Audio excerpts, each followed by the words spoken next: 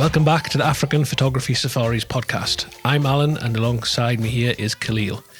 In this episode, number 14 I think, we'll be talking about something that's a constant problem for all photographers, image theft. So we'll share some personal experiences, how to protect your work and what you can do if somebody uses your work without your permission. We're also going to talk about video. Modern mirrorless cameras have some fairly high-spec video capabilities, and it can be a great addition to your storytelling toolkit. It's a big subject. Well, it's massive, really. So we'll run this as another mini-series. Today will be the basics, and then we'll progress into more advanced videography in future podcast episodes. Yeah, and Alan is back from a trip to Botswana's Tule Wilderness. I am. So we'll see what he has to say about that. And our Wildlife Wonders series will continue with Termite Mounds, including their photographic advantages. So grab a beer and let's get started. Cheers. Cheers. Splendid. So back in May, I was in Botswana's amazing Tule Wilderness with Penda Photo Tours. Tule's well and truly off the beaten track, which suits me a lot. It's in the southeast of Botswana, close to the Zimbabwe and South African borders. It's a very quiet, private nature reserve where there are only 2 or 3 vehicles from the 2 Tule Wilderness camps, which are Sorolo and Mojave. One of the many features I love is the dramatic and obvious change to the landscape between the 2 camps. The Limpopo River and the Mopani forests of Sorolo, then crossing over the rocky outcrops to the more savanna-like habitat towards Mojave and the wonderful Eagle Rock. As usual, lots of very, very good wildlife encounters, including a pride of lions asleep right outside my tent in Mojave. While our guests have very, very nice safari lodge accommodation, this time I was in a little dome tent, which I do quite enjoy. It's actually a little bit sort of retro, you know. You were in the toilet tent, basically, weren't you? Pretty much, yeah. So one night I could actually hear the lions breathing right outside the canvas of my tent. And the next morning, the tracks and the prints told the story. The male was close, judging by the roaring, which is so close you could actually feel, you know, you're used to that, hearing that sort of deep resonant vibration that kind of pulses through your chest. Yeah, it physically moves you, doesn't it? It does, yeah. I didn't get much sleep that night, but overall, lots of elephants, a couple of very good dust bathing moments, and amazing, the elusive brown hyena, a bit of a ghost of the bush, no pun. It finally made an appearance for us, not just once, but we actually saw 3 different individuals and 2 at once over 3 encounters. In the past, it's a species that has absolutely eluded us on previous trips to Tule. So I've never seen one. No, they're very, very strange. We'll put a video up on the link on the YouTube as well. So to photograph it in beautiful light was a privilege and a sort of bit of a triumph behind the lens after all this time. Yeah. So it's also the first time I've been around the impala during the rutting season, which was really strange to hear so many males calling. So you know, they start with this familiar sounding cough, alarm call, snort that we know. Yeah. But then it develops into a really sort of guttural rasping bark, and it's not really like a leopard, but it sort of reminds us of a leopard, if you know what I mean. But in any case, it's just not the sound you would ordinarily expect such a beautiful antelope to make. It has to be said as well, we had a wonderful group of photographers. As we know, having such incredible camaraderie and banter turns a good safari into a great one. So some great nights around the fire, plenty of booze too. Always a help. I'd really like to return to Botswana, actually. It's a long time since I've been, and I was only there for like 2 days, I think. So I'd definitely like to spend more time there. Yeah, I really love that area in Tule. It's very special, it's very quiet, and the Tule Wilderness team are just incredible, wonderful people, great sense of humour, very infectiously enthusiastic about their work. Kennedy at Sorolo and Gabby at Mojave, the great chefs. The food's just amazing. Then we've got Joe, Darius, Sakayo and Gilly, great guides. And the owners, Julie and Stuart, as well, are so accommodating and brilliant in every way. And these people are one of the reasons it is such a special place that I sort of love to work in. Yeah, the people make it, definitely. Yeah, definitely. It's like Kenya, you know. Yeah, absolutely.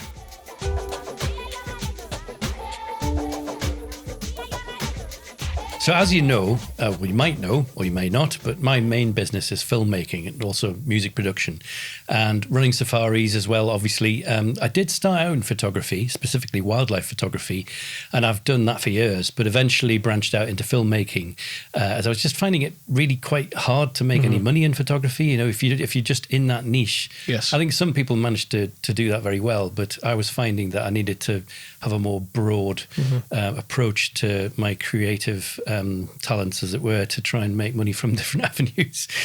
So I've also added music production again to try and sort of broaden that out. I started doing music to my own films, now releasing singles as well, but it's kind of just whatever. I think it's an expansion of just anything creative I can do to add any sort of little streams of income on.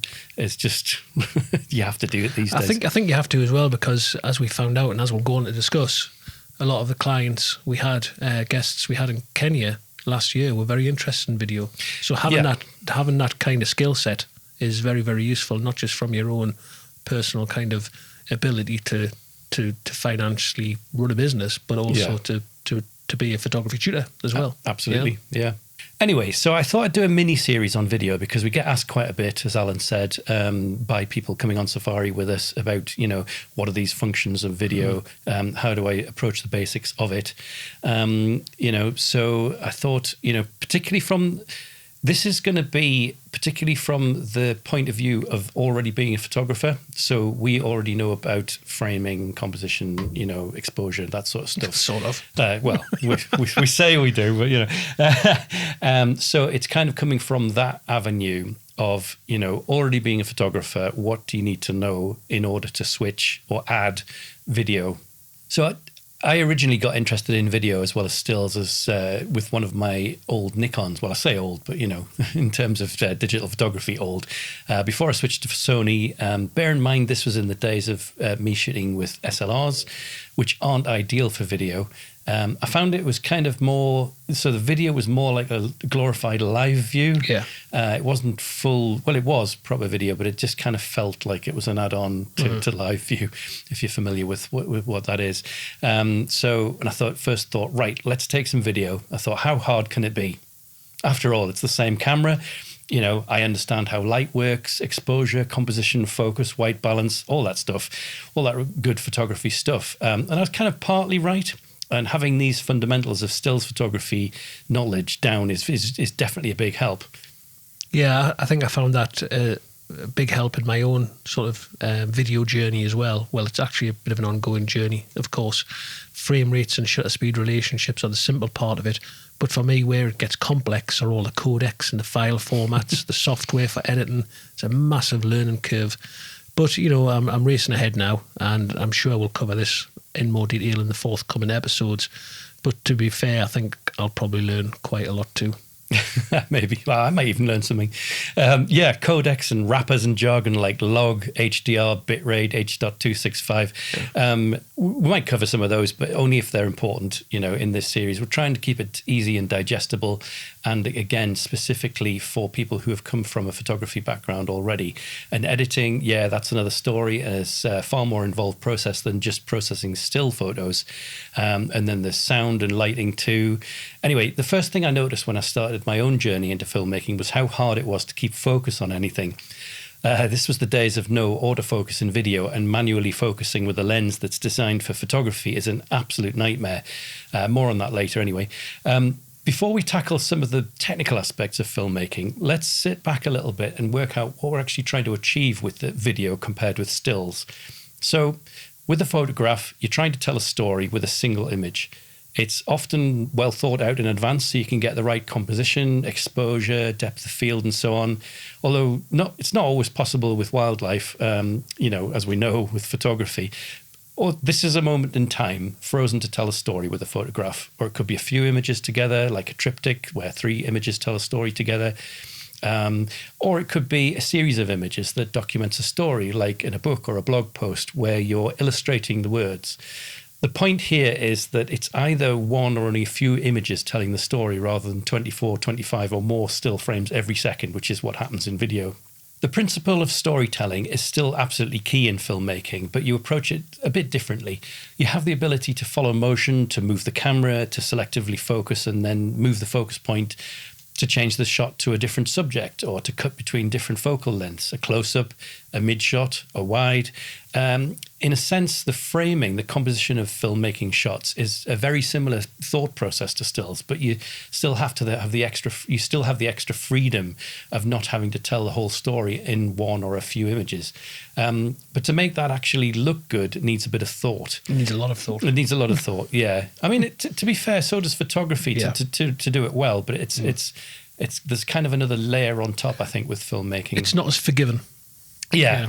So it's important to sit back and try and decide what it is you're trying to achieve. If you're photographing a lion hunt, for example, you might have only one incredibly impactful image of the moment the lion catches the zebra, and that would be your frozen moment in time. Or it might be a series of images showing how the hunt and the kill progressed, but with a video you get to fill in all the gaps in the middle. Having said that, to make it look good isn't easy, particularly with something like a lion hunt, for example, where there's a lot going on and it's usually happening very, very quickly. The planning process might be, as you're approaching the lion pride, you can get an establishing shot, which is a establishing shot in filmmaking is where it's more usually a wide shot where you are showing something like, you might show the predators and the prey in their landscape to sort of set the scene, if you like.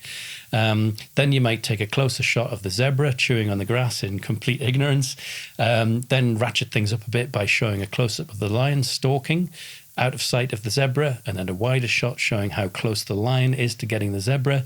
You might then cut to a bird that calls an alarm, and then back to the zebra when it realizes it's complete toast. At that point, the hunt's on, and you'll be trying to follow the lion as it chases the zebra, keeping both in frame and showing the drama. Once the kill happens, you'd show the rest of the pride coming in for their dinner and maybe a bit of a scrap as the dominant males elbow everybody else out for their dibs. There might be a mixture of medium shots and close-ups, showing the action at the kill site and then widen it out to show the vultures arriving by, on the sidelines lurking there until they can stick their oar in or their neck in. There's actually literally stick their necks right into the carcass sometimes. You might have hyenas that have got the scent of the kill and they might skulk around the outskirts waiting to come in, and there'll be skirmishes, and when the lions have had their fill, the hyenas will move in and start squabbling with each other. Again, action in close-ups. You might decide to use slow-mo to emphasize fast movement of all these scraps and stuff going on. In any of these parts of the scene, you can see here that there's a whole story with lots of decisions about how much to zoom in, what to capture, how you're going to follow the action, and where you'll need to be. You'd also need to consider whether you're going to record any sound, which can be tricky with wildlife, or do you have incidental music scored to build the tension throughout the scene? In the same way as wildlife can limit your options for photography, the same applies to filmmaking. You can't easily decide to shift position significantly once the hunt's on. I mean, you'd miss the action, you can't just say to the lion, sorry, I missed that. Do you mind going back and doing it again? I'm just going to move over to that tree over there and just get a better angle. It's just not. And action, do it again. The zebra might. That's what the zebra might. Like, meanwhile, the zebra's like, well, I'm off. Anyway, so again, like photography, your fieldcraft knowledge and your instincts will be really important, and they'll develop over time. It starts to become second nature what settings to use, where you need to be, and when the action's likely to happen. A lot of these skills you'll already have as photographers, but there are different ways of setting a camera up for filmmaking. We've covered the lion hunt from 2024 in a previous episode where I got some footage of the lion starting the hunt, stalking, and then we moved. I hadn't communicated properly to our Maasai guide, Moses, that I could see the hunt and what was about to happen. Moses then moved the vehicle to a better vantage point, but it wasn't his fault. I was standing up through the roof and I could see everything and he couldn't, unfortunately, just in this instant. In hindsight, I would have asked him to stop as the hunt was already starting. That's why some of the footage is just all over the place at the beginning of the hunt. As the lion chases the baby topi, we were actually still moving in the vehicle, and my lens was waving all over the place with, it was just all handheld and terrible. Managed to salvage it though, and we've got some decent footage. Going back a few years, I shot the cheetah hunt that we use at the beginning of each episode on YouTube, of each of our pod episodes. It's actually the only viral post I've ever had on TikTok with 2.2 million views so far. But that time, our wildlife guide had spotted that the cheetah was interested in the gazelle way in advance of the hunt happening. Again, fieldcraft is really important. And he was able to predict what was likely to happen. And, you know, looking at the lay of the landscape, he put us in a prime position to video and photograph the hunt as it came down the hill towards us. I don't know if you remember, but he was also aware that there was a marsh and that as the hunt was going to progress towards us, the gazelle would have no option but to go across and down. Yeah, the cheetah it would have to avoid the. I think the the cheetah intentionally chased the gazelle towards the water, knowing it wouldn't cross, to give it more room to kind of come back round and trap it. It was very, very clever. Yeah, it was. Yeah. So because of that vantage point, I was able to set the camera up as steadily as possible and anticipate what was about to happen. This time I was using a beanbag and I was able to move the camera around as smoothly as possible. However, it still was zoomed in quite a lot, so I ended up stabilizing and reframing the results in software afterwards, something I'll probably cover in a later episode. The main lesson here is that we had the right position and had enough time to think about camera settings before the whole thing kicked off. One other thing to get your head around with video that compared with photography, where you would you can handhold with a very fast shutter speed, and that freezes the motion. You can't just do that with a fast shutter speed with filmmaking, because for a start, that fast shutter speed doesn't look right anyway. It can look really weird. But the other reason is that in photography, you've taken your shot and that's it. Yeah. You pick whichever one's the best one. In filmmaking, it's recording your camera as it's moving around. So your lens is doing this, and it's, you know, it looks awful. That's another reason why the fast shutter speed isn't a remedy for freezing the motion, because you've got the subsequent frames which have the lens moving all over the place. Yeah, I was recently editing some video that for somebody that was done with quite a fast shutter speed rather than the whole, which we'll come into, the whole shutter speed is double the frame rate kind of thing. It was usually, it was something ridiculous, like 400th of a second, and it just, what a nightmare it was to edit and try and make it look reasonably good. We'll cover that a bit later about sort of what kind really of works and what doesn't. Usually you'll need some kind of support, preferably a massive tripod that weighs as much as an elephant and is about as ungainly as one. You can shoot handheld. There are techniques for making that work better, but as you've seen with the lion hunt, it is quite difficult to handhold and keep the video steady. But on the whole, you want some support that stops the camera moving around too much, but that allows you to smoothly move the frame to follow the action. In a future episode, I'll go into more technical detail like camera supports, shutter speeds, frame rates, lens choice, white balance, aperture. Though, you know, although aperture is usually called iris in filmmaking, although frankly I don't call it iris. And call it Mavis. Mavis. Mandy, only on weekends. And all that other wonderful stuff, most of which you'll be familiar with from photography, but you just need to think a little bit different for moving images. What I do want to mention today is focus, because it's the biggest wake-up call I had when I switched to filmmaking. I say focus rather than autofocus because, as I mentioned earlier, my first foray into filmmaking with the Nikon was on a camera that just didn't have video autofocus, even though it did have very good stills autofocus. And that meant that when I was making a video, I had to manually rotate the focus ring on the lens. Generally speaking, photography lenses are absolutely crap for manual focus filmmaking because they have a highly geared focus action that snaps from one end of the focus range to the other. It's incredibly difficult to be precise with them, and you usually end up missing focus. All isn't lost though. Thankfully, most modern digital video cameras have excellent video autofocus. You do have to learn the different modes, just like you would for stills, but with the extra settings of controls that manage things like, like how quickly the focus moves from one object to another, and other settings for whether it should move at all or fix on one subject. So it can look incredibly unnatural, for example, to, if the focus snaps from, say, one person to another or from one elephant to another one. So you would want to control how smooth or how quickly that actually moves from one to another. Or in fact, if you're tracking something, whether you want it to move at all. Yeah. So there's the settings like that can affect how things look visually in terms of the autofocus. There's also eye autofocus and animal and bird and so on, as well as stills and tracking and wider or small focus areas and all that sort of thing that you'll be familiar with as a photographer. But you'll just find it behaves a little bit differently as it tracks subjects through a shot.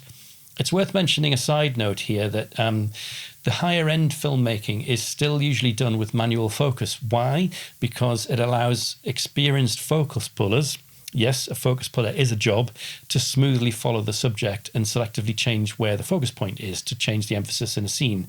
So you might have noticed that a cinema lens often has a much more bulky appearance than a photography lens of the same focal length. One reason that they have really large, easily controllable manual focus rings on the barrel for focus pulling.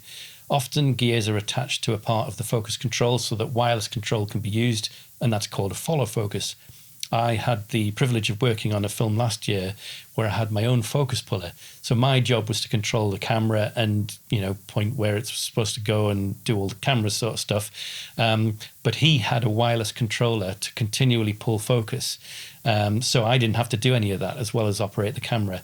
He had a separate screen with what's called focus peaking, which is a visual aid to show where the current focus is and the scene and how much depth of field there is as well.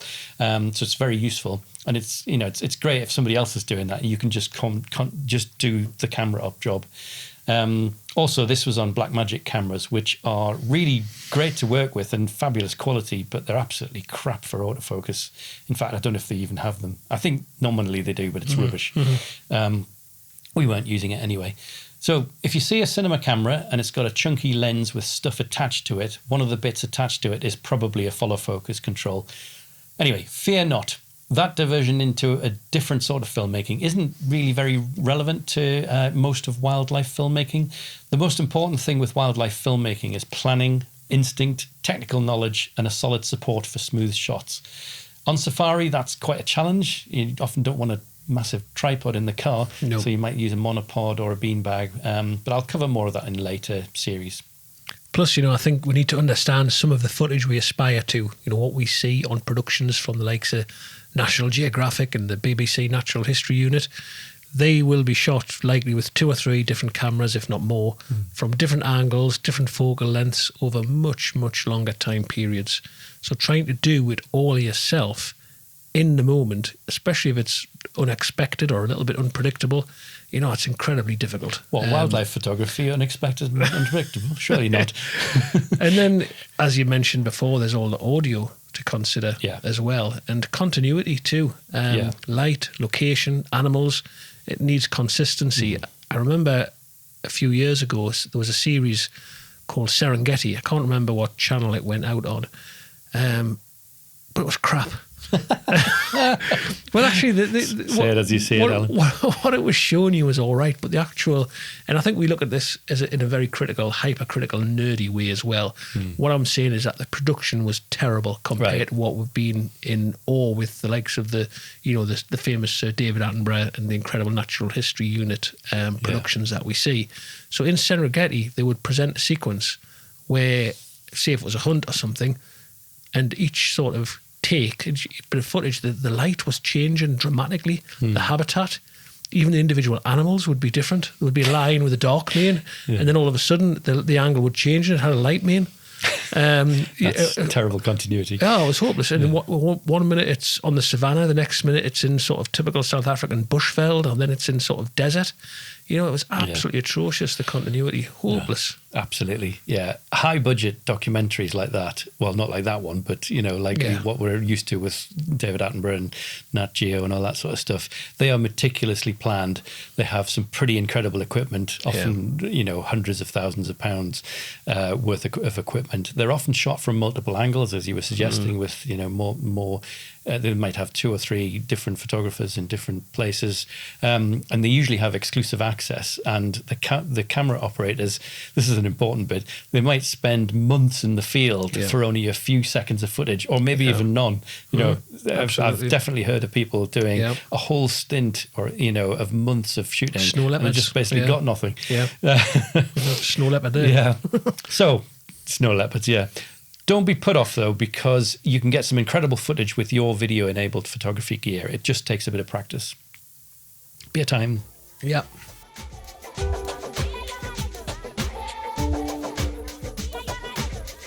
So let's talk about a problem now that every photographer faces at some point: image theft. You put in the hard work, you put in the expense, the equipment, the software, the travel, the location, your photography and processing skills, and then one day you see your image being used online by somebody else, often and most annoyingly for their commercial benefit. No credit, no licensing request, no remuneration. It's frustrating, it's depressing, and basically it's wrong. Well, actually, it's theft. That's what it is. It's theft. It is, yeah. But it's also very, very common. We're actually involved in a case at the minute on a joint project we've been working on. We can't go into the details. It's currently in the hands of the organisation that we're commissioned by, and it's sitting with their legal team.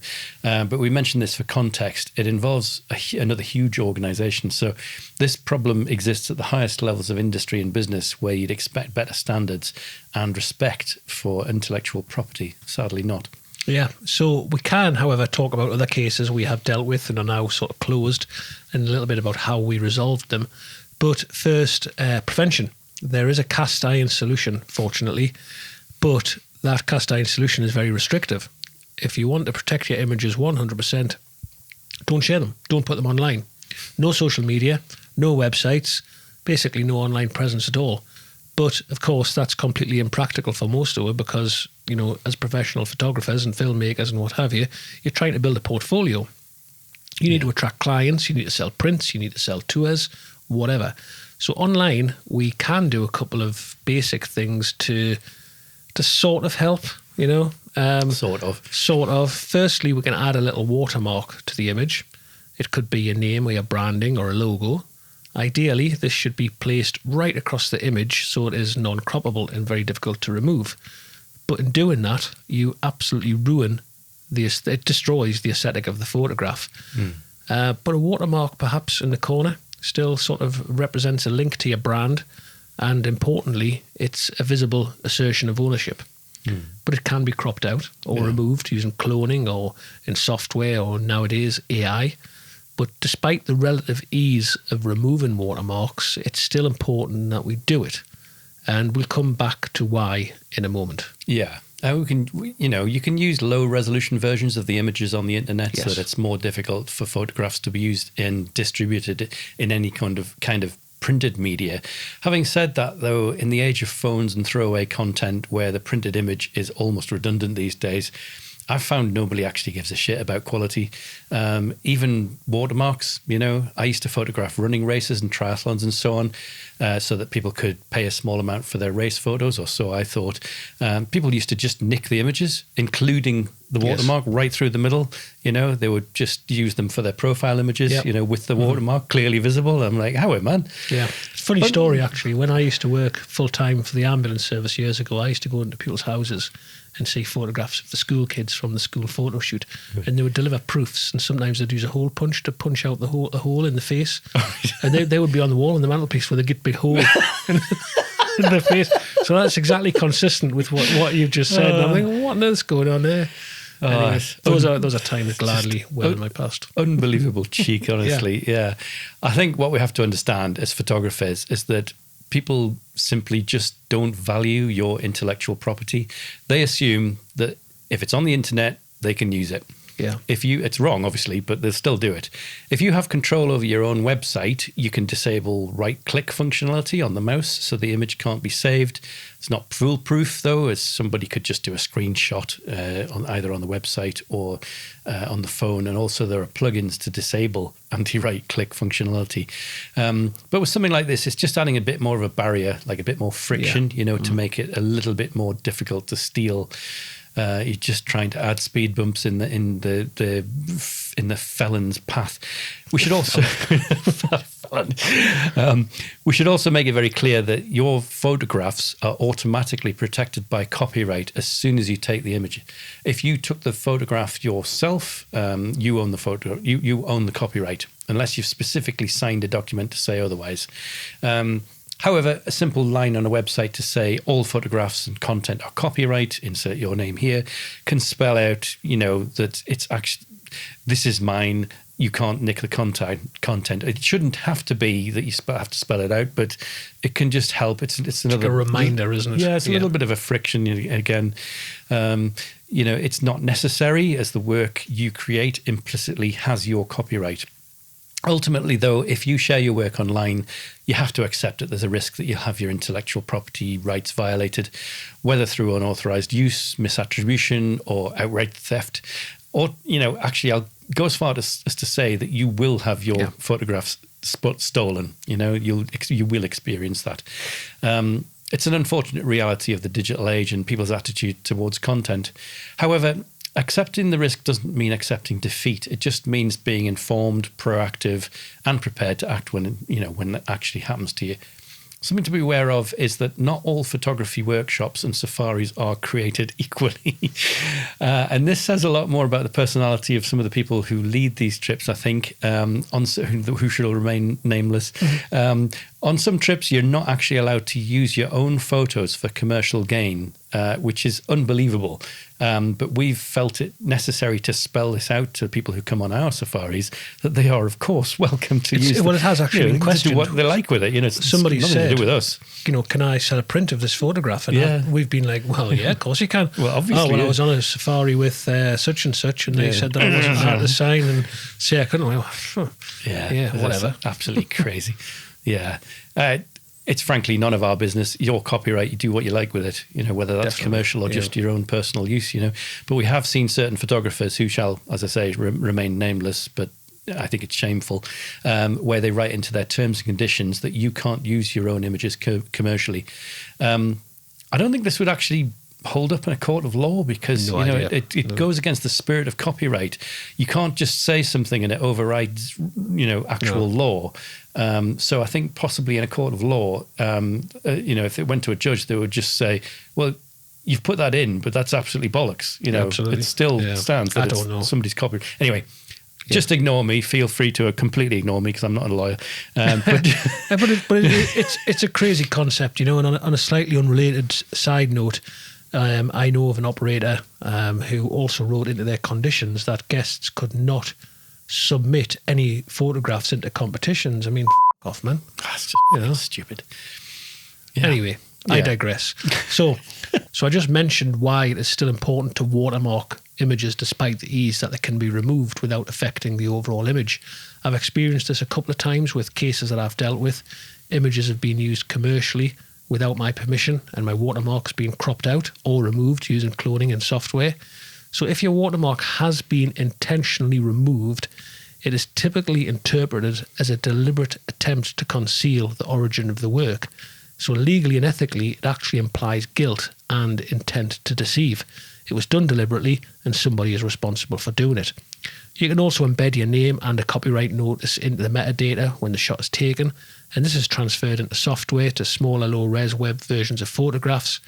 Again, though, it can be removed if you know what you're doing in the software, but like the watermarks, it's an intentional process. We can also use this service like Pixie. It's a reverse image search and copyright enforcement platform designed specifically for photographers, visual artists, content creators, or whatever. You upload your portfolio, Pixie scans the web for matches. When it finds a use that looks unauthorized, it'll notify you. You can review it, and you can, if you want, which you should, file a claim with their help to either get the image taken down or seek compensation. Typically, if a UK-based organisation has stolen my work, I'll attempt to seek remuneration myself. If it fails, or if it's in a different country, dealing with Russia or China, for example, is just a nightmare. Pointless. And I don't even think Pixie will. No. But, Pixie and their legal team will pursue commercial infringements on your behalf, and they only take a cut if they recover the damages. Unfortunately, like I say, there are a number of countries Pixie do not operate in. I currently have another issue which is ongoing, has been ongoing for about 8 or 9 months now, with a safari company in Tanzania who are simply ignoring all of my correspondence and invoices that I've sent to. So rocktobushadventures.com, based in Arusha, Tanzania, Don't been use them. using one of my cheetah images for ages. I am still coming after you, and I do have a plan. Yeah, I've used Pixie for a while now, although a few years ago they flagged up a company using my image to advertise competing photo safaris in Africa. Can you imagine the cheek? The problem I have, though, is that, or had then, is that Pixie said it was a really strong case. It was a commercial case, but it wasn't in a jurisdiction that they represented, themselves directly. And I can't remember what country it was, but basically they said, if you want to pursue this, you'll have to pay a few grand in order to get a local lawyer to fight the case for you. Sure. I'm like, I don't have a few grand, I can't remember which country it was, as I say, but basically it would have meant that I would have had to have paid up front, which sounds like a scam actually, but it wasn't. It was just, because they didn't have jurisdiction as well. Yeah. So the case itself was worth a lot more than that initial few grand, but it was a risk I just didn't want to take, paying thousands of pounds to fight a case in a foreign country where it just might fail, and I'd be several grand out of pocket for having had somebody else steal my images. As Alan said, f*** off. There's going to be a lot of bleeping out. I think there might be podcast. A bit of bleeding. Yes. Anyway, well, it goes with the territory, doesn't it? Because if people are nicking your images, it's incredibly annoying and frustrating, Anyway, I've had several more fleeting uses of images where companies have used my wildlife images on their TripAdvisor pages. So TripAdvisor is a US company, which obviously is within Pixie's jurisdiction, but often by the time that the images get flagged, they've disappeared and you can't enforce legal action, which is very frustrating. One time I did get paid for an image that was used unlawfully. It was from a local newspaper in Newcastle. They used one of my badger images without my consent. Actually, I think it was you that pointed it out. You said, I recognise that badger. Dave the badger. Barry the badger. I was able to go to them and prove that it's mine. This is clearly the same image. They were forced to pay me a publication fee. So what should you do if you discover that your work has been stolen? Make a note of the dates that you discover it, and importantly, take screenshots and a note of the web address where it appears. I mention screenshots because sometimes if they get wind of you pursuing them, they'll take it down and then you've got no proof. They can just say, well, we never had it here. There might be ways of digging that up through, I don't know, Internet Archive or something like that, but I don't know how that works. But I wouldn't bank on it. I would also save the file that is on the website, because that file may have been renamed. Yes, or cropped or altered exactly. or something like as that. much information as you can get. As you were saying before, if they've cropped off your name on it, that's a deliberate act to try and obscure the fact that it becomes a flagrant copyright breach rather than just a normal copyright breach. That's a good word. Flagrantly done. Yes, I throw my glove down to your flagrance.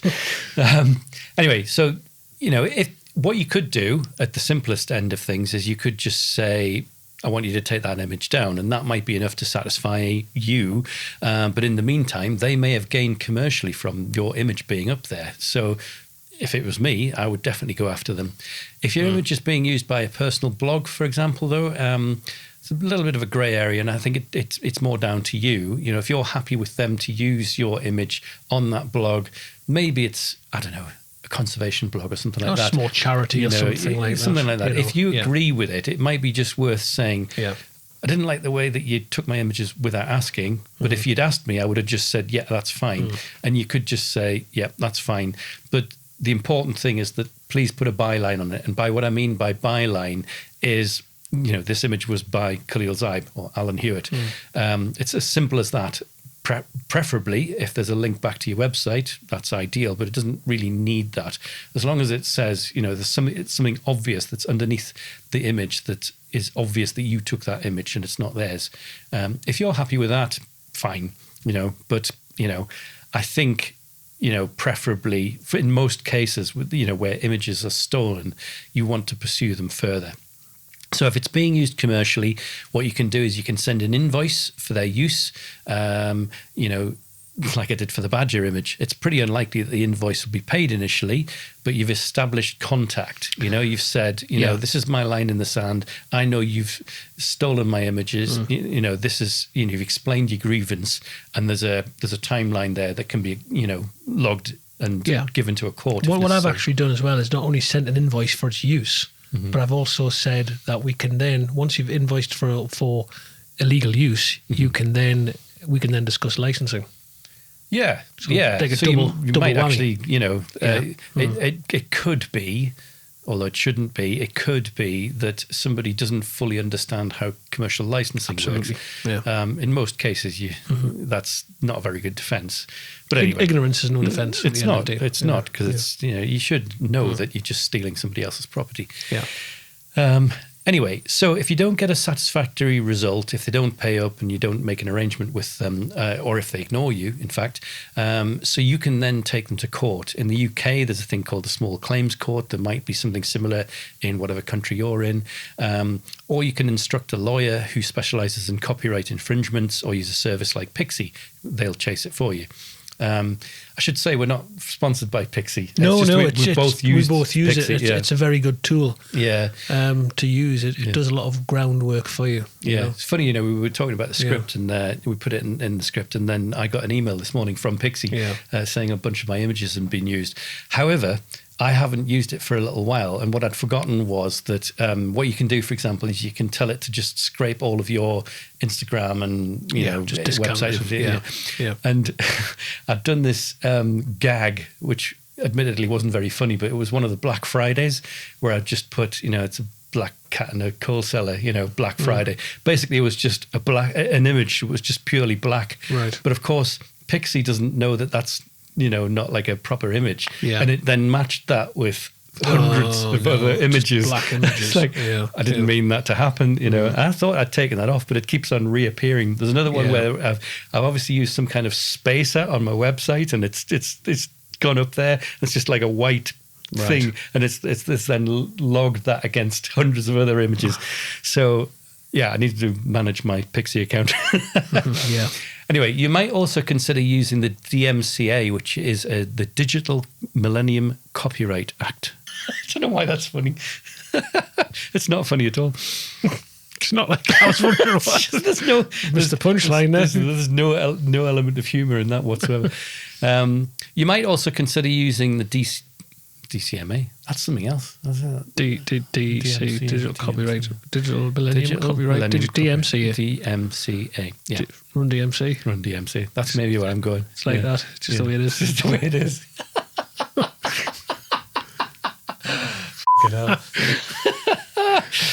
Hang on. It's reached that point in the pod.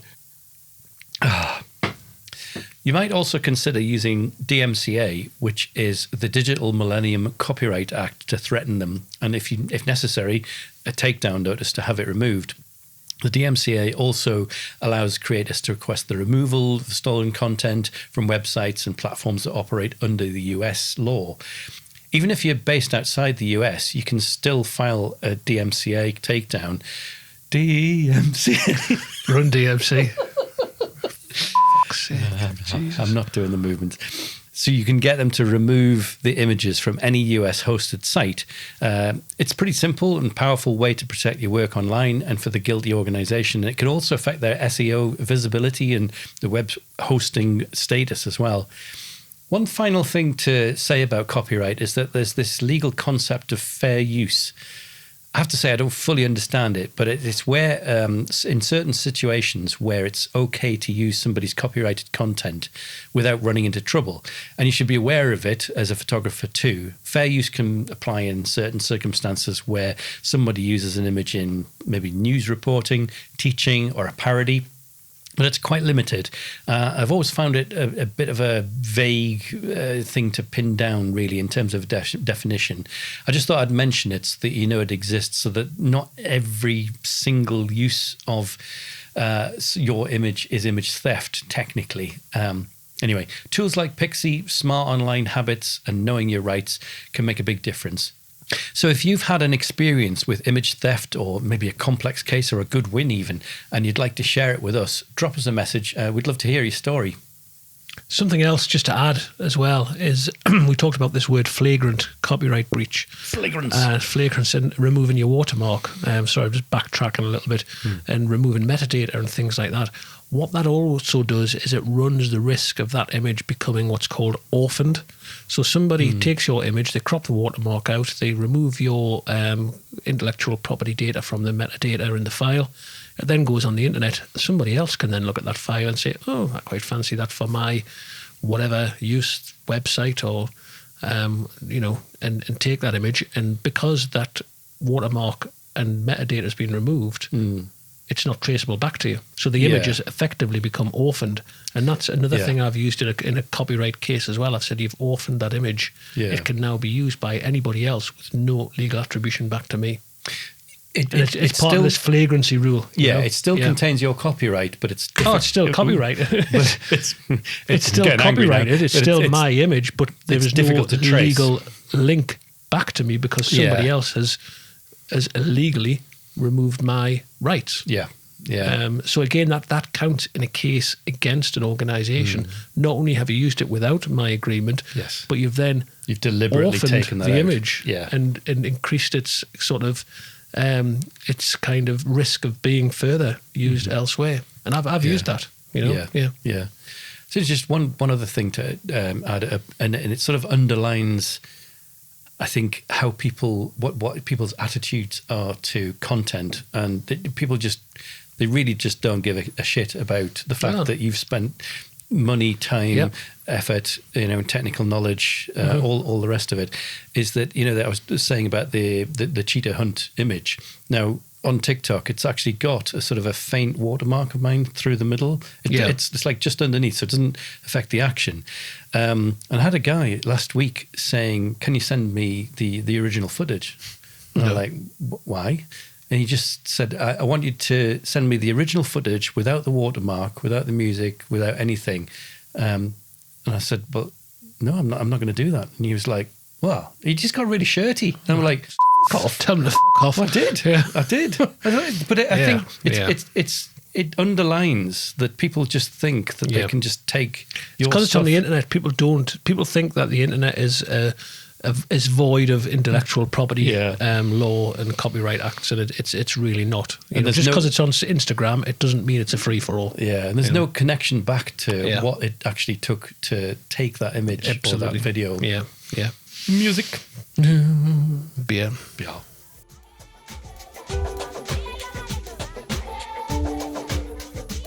So another wildlife wonder. We've done a series about this before with democratic decisions in Cape buffaloes and wild dogs and things like that. Talking trees, I think we've even covered. Yes. I can't remember at the minute what else, but this wildlife wonder is about something that you're going to see across much of the sub-Saharan landscape in random shapes and sizes. It's the termite mound. Ooh. So at first glance, they just look like little more than random lumps of earth, But in reality, termite mounds are absolutely incredible engineering marvels. So let's first look at this, and then importantly look at how we as photographers can actually exploit them. Mounds are built by colonies of termites, which may contain hundreds of thousands, if not millions, of these tiny little things. I was going to say insects. But I'm not sure if they are. So I think most people think that they're like a type of ant, but they're actually wingless wasps. Yes, I believe. Yeah. Don't quote me on that, but I'm pretty sure that's true. Carry on. So these wingless wasps. So there are thousands and millions of them in termites. And the structure of the termite mound itself is a sort of mixture of the soil, the sand, chewed up wood, saliva and dung, which creates a really strong structure. Now, when you see a termite mound, you've got these visions, I think, of put your hand up against it and your hand's just going to go through and it's all going to collapse in a big sort of dusty heap. These things are set like concrete. They're like concrete, aren't they? Yeah. So the outer walls are thick, weather resistant, and the interior is full of chambers and tunnels. It includes specific zones for nurseries, fungus cultivation farms. So these termites are actually farming fungus to eat inside these termite mounds. They've got food storage, they've got worker activity, and then there's the queen's chamber. Inside the termite mound, one of the most extraordinary features is a natural ventilation system. And there's actually a building in I think in Harare in Zimbabwe that's mimicked this to create a natural ventilation system. And it's something that it's a massive office block, I believe. I can't remember the details. I hope they don't have massive termites massive as well. termites. But they actually created it using the same basis, and it is so naturally ventilated. It uses no power because they mimicked the building of a termite mound. I think it's biomimicry is the term that architects use to mimic wildlife or natural kind of environments. Anyway, that's cool. So in hot environments, maintaining a stable internal climate is essentially It's pretty hot in here. We should get like a whole chimney system going. Yeah. I've stumped you now, haven't I? So one of the most extraordinary features of these mounds is their natural ventilation system. In hot environments, maintaining a stable internal climate is absolutely essential for the colony's survival, especially for the sort of fungus forms that termites rely on for their food. So the mound structure includes these vertical chimneys, it's got porous walls, semi-porous walls, and all these series of interconnected tunnels that allow hot, stale air to rise and exit while drawing in cooler, oxygen-rich air from below. Plenty of stale air in here as well. I'm not surprised, yeah. So for as long as the mound is active, construction continues with adjustments in response to external environmental changes. It gets hotter, it gets windy, it gets less windy. They're constantly evolving this ventilation system. Now, in many species of termite, the mound that we actually see is just a small part of the structure, and the actual subterranean network beneath your feet can be up to 10 times larger than the visible mound. Now, just in Botswana, I was standing next to this termite mound that was a good 7-8 foot tall. And to think that it's even potentially 8-9 times 10 bigger underground is amazing. It is, yeah. So quite a structure. It is. And when we see a termite mound positioned often against a tree trunk or something, it's important to understand that the mound came first. Yeah. Yeah. It wasn't built around an existing tree. So over time, the mound has enriched the soil, creates conditions that are ideal for tree growth, and the presence of a mature tree growing through the mound highlights just how resilient and long-term lasting they are. The mound was active long before the tree even began to grow. Last year, placed in Namaqualand, Southern Africa, researchers dated an active termite mound to be an astonishing 34,000 years old. Bloody hell. Exactly. So, yeah. So how can we... I bet the termites were enormous. Yeah, gone through a few termites. So how, as photographers, can we actually exploit termite mounds? So these mounds rise above the surrounding vegetation, so animals often use them as natural elevated vantage points. I think our best example, going back to our famous cheetah Kasaru and 6 cubs, I remember when they rested on one for absolutely ages, giving us a fantastic view over the grasses in front of us, all the other vegetation, and got us really at eye level with Kasaru and those little cubs. Yeah. We've also photographed impalas, topi, various other antelopes as they use them as a vantage point to look out for threats. So if you're watching a cheetah and it's heading towards a termite mound, not just a cheetah, but any sort of mammal, there is a good chance it will actually use it to get this vantage point. So consider positioning yourself accordingly. Small animals, if you want to photograph them, such as mongoose, various reptiles, they'll feed on termites or use the mounds to seek shelter. And I've certainly seen birds nesting in quite high termite mounds too. So they're a lot more than just big piles of earth. They're ecological hotspots, potentially, locations for incredible wildlife photography moments. Yeah, I filmed mongooses. I think we discussed this before. Is that the correct word? I think it's mongooses. Mongooses. I think it's mongoose. Mongress. I'm sure the plural is the same as a singular mongoose. Mongooses. Yeah, no, that's just mongoose. Mongai. Mongoose. Yeah. Small, cute banded animals on termite mounds more than once. Razor teeth. I don't know whether they also use them, the abandoned termite mounds, as nest sites, but we've seen them quite a lot, hanging around. So maybe they... Actually, I think in general, ex-termite mounds, if you know what I mean, where the termites themselves have left, are used by all sorts of creatures, I would imagine. Yeah, definitely. They often prefer this kind of already made setup, Yeah, and because of this, termites are considered a bit of a keystone species because their impact on the habitat and how their legacy supports other species elevates them to a keystone species. Yeah, makes sense. Yeah.